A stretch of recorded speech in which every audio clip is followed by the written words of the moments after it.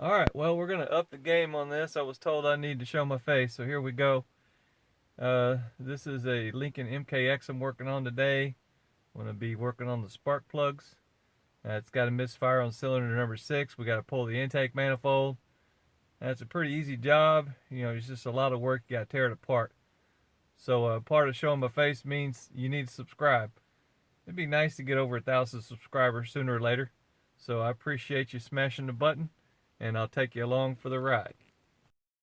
Homework, figure things out. Got the cylinder ID on here. This one's 4, that's 5, that's 6. My code was on 5. I swapped these two coils around and it moved to 6, so I confirmed that it was bad. Confirmed no spark, got a new coil, swapped it out. Now that sucker there costs 80 bucks. So the guy who's doing this for is not interested in buying 6 of them. That's like $500, so we're not doing that. One of the ways that I confirmed where the cylinders are and how things go is by this chart. I downloaded the e-manual and printed out this page. Let's see here. Just by looking at this engine and figuring this out, this is the front of the engine here, and this is the rear by the firewall, and that's injector number 1. So it'll be injector or cylinder 1, 2, 3 in the back, 1, 2, 3, and then 4, 5, 6. I do have a diagram here of that 4, 5, 6 front of the engine. So I just confirmed that by cross-examining some of these pictures that I got. This is good for 2007 to 2011. This one, this particular printout is for 2008. I don't know why. There was no options on the e-manual thing for a specific year, so I guess it just covers all those years. And let's see, the spark plugs. Spark plugs are 11 foot-pounds. Yeah, 11 foot-pounds for the spark plugs. So the upper intake manifold, it has a 2-step situation there.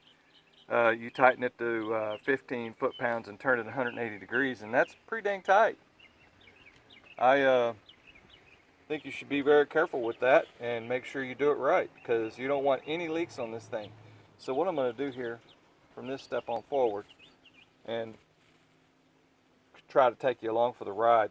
This engine has been replaced, as I said before, and there's a few brackets on here that you have to be careful of. I think, let's see, there's one, and there's one right there. There's one right here. Alright, now this one here, it's missing. It doesn't have a bolt in it. Let me zoom in on a little better. Yeah, there's no bolt in it. Right here. There's supposed to be a 10 mil there. And there's supposed to be a black bracket up behind it. And there's another one in the throttle body, and I can't show that right now.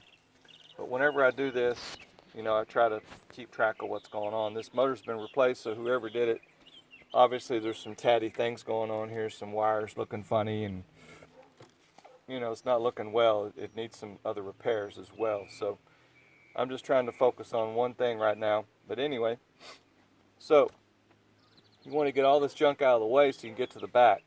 And I'll do a quick and dirty pull here. And what we're doing is we're gaining access to the rear spark plugs and coils. So let me get to the next step here. I'm going to pull the air box and get some of this stuff to the next stage. Air box comes out pretty simple. You just pop these two clips here. Got to take this mass airflow plug off, so it's got a little red doodad. Just pull that doodad back and push that button in. It goes on like so.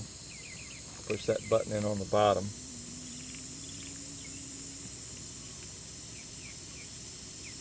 And that does the trick on that. Now I'm not going to pull that off yet because I'm going to pull off more than one thing at a time. Now there's a worm drive. If I can get a good shot of it. Worm drive down there. Right there. Okay. We're going to take that off and take this whole thing out at one time. And what I do is I just run my tool around the corner here like this to get to it so that I can get to it. Now sometimes you might have to use a wiggly socket for that. In this case here, it looks like it'll grab it enough to do the job. Just want to get it loose so you can pop it out. That's not too bad of a deal. And then you want to pop this little guy loose, this crankcase vent. You just push this little tab over, pop straight off. Just take the whole thing out with it, and then you've got one line here that you pop it out. And if it's tough, spray some WD-40 on it. It does miracles. Okay, so see, on this throttle body, there's supposed to be a bracket on here too. Right here on the bottom, there's supposed to be a bracket that supports this throttle body, and this car does not have that bracket. It's gone. So just be mindful that you're going to have to take that bolt out right here. Oh, my hand's in the way. To take that bolt out right there, and then you've got a couple of plugs.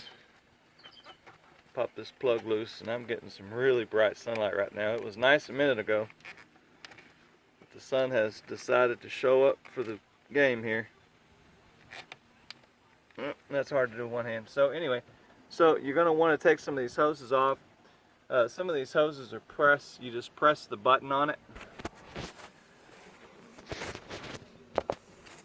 There's this yellow hose here. You just press it and it comes off. It comes off pretty easy. You just swing that hose around. Now, a lot of these hoses are kind of semi-rigid, so be careful with them. I'm going to remove this all the way. I'm going to take this off just so that I can get it out of the way. Okay, push some of this stuff out of the way. These things here, you know, just remove these. There's two ways you can do this. You can just push these hoses and wires back, or you can pop those little things loose. Now I've found that if you pop these things out, they just break off. So, and this is pretty tatty. It needs to be redone. I just pulled them out. The zip ties are gone. It's all falling apart. I just moved this out of the way. Now this is a cooling line, like a bypass line. It goes to the overflow tank. Probably pops the extra air bubbles and things out. But this other stuff, this will be loose enough to move out of the way. You just take that little guy off there, and this will give it enough space. If you decide you want to unplug this, disconnect the battery, okay? But at this point now, because I don't have these two brackets, I don't need to worry about them, but you need to take this bolt out and that other one out there that holds the back of the intake. Take those two out, okay?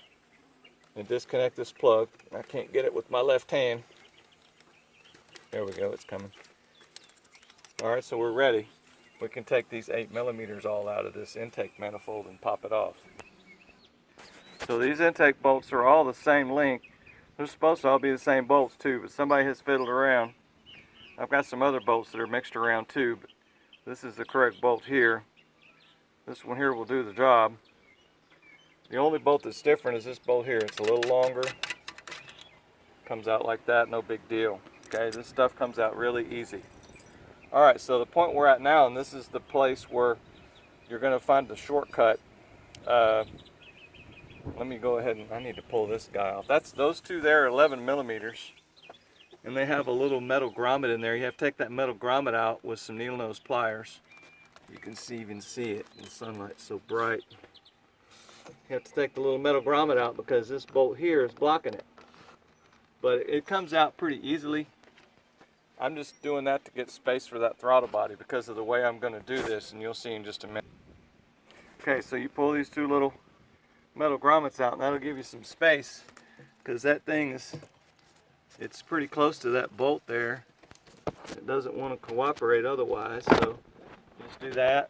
It's loose enough, you can just shove it over here somewhere out of the way. Alright, that gives us this spot right here for that throttle body to sit, and you'll see in just a moment. Alright, so we're just about ready. We've got one thing we need to do back here is that PVC line. Let me show you what that PVC line looks like. Now that's it right there. It's got some writing on there. It's right next to that coil pack. You reach around with your hand and unplug that, and you'll do the same when you go back together. You'll do the same thing. You'll get it all on there loose. You reach around and plug that thing in while it's loose so you could manage your hand around it. Okay, so now you see what we've got here. I've got it pulled away like this. Here's the the PVC line here, okay? This is the bracket that you were supposed to take the bolt out of, and as you can see on this car, it's gone. Whoever pulled the motor and did whatever, they threw that sucker on the ground and then put it back.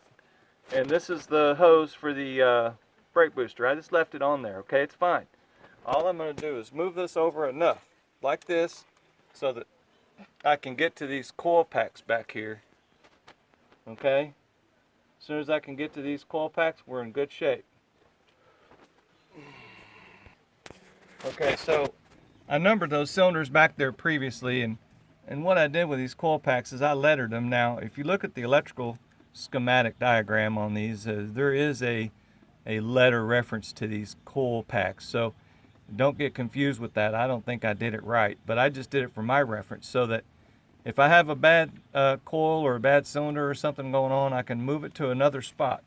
And I do them the same every single time, so I've kind of got a method about that. But in this case here, you know, it's a good idea to keep track of things so that you don't do double work. But all I've done here is just move this wire around the end of that intake manifold that kind of fits, and I'm going to leave it right there, okay? And this guy, he don't want a new intake gasket, so I'm going to clean everything up and lube it, put that sucker back on there just like it is. It's an O-ring style gasket. It'll be fine. They reuse them all the time. When you go to the dealer and get this kind of work done, this is the kind of things that happens. They figure out a shortcut on how to do stuff, and they do it. You don't have to disconnect the battery. You don't have to remove that vacuum line. This hose right here is difficult to put on. Okay, just leave it there. This is the easy way. You can take that intake all the way out if you want, but I'm going to leave it right there where it is. All I need is enough room to get to these coil packs back here. I'm not going to show pulling the spark plugs and all that business right now because I've already done it. But I am showing the part about how to get to these coil packs. This gets you access to your injectors too. All right. Now, in this case here, I am going to go over a little bit about how these locks work because they're kind of tricky. You got to push it in a little bit and push that tab down and pull it out.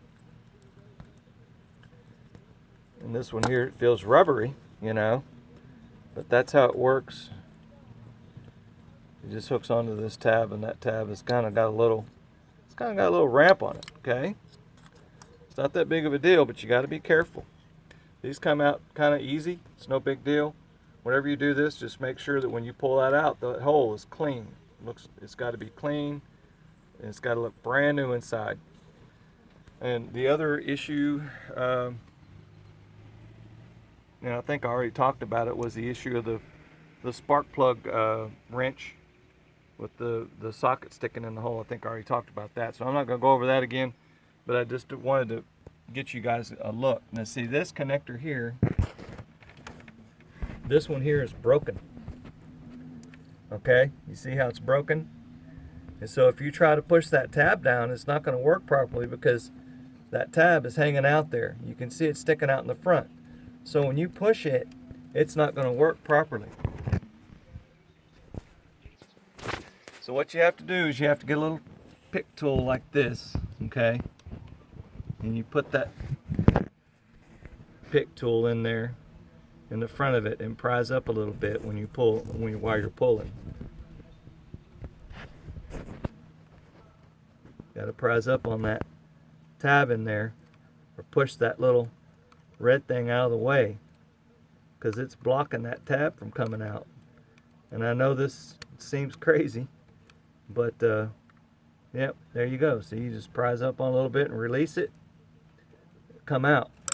I can't do it with one hand. It takes two hands. One hand to prise on and the other hand to pull the plug. But you have to be careful with these plugs. They're brittle. They've been through a lot of heat soaks. You don't want to bust them. You have to buy a new plug and cut it and splice it and all that business, and that's not fun. So anyway, that is the extent of what I'm going to show here. I'm not going to show you guys putting it back together. What I will say is this is about an hour-long job. If you do it like this, it's a little short, it's sweet, it's quick. You're going to reuse a gasket, that's fine. You'll spend more time messing around with these spark plug holes and cleaning those out than everything else. So I used NGK plugs on this particular one. That's the part number 4. It had Bosch plugs in it. I don't really like Bosch's. And this is the coil pack that I got for it. Seemed like it worked just fine. It cost about $85 or something. It was kind of expensive. But we're only going to replace one. So that is the extent of what we're doing here today. I hope this helps someone. Please subscribe. Y'all have a good day.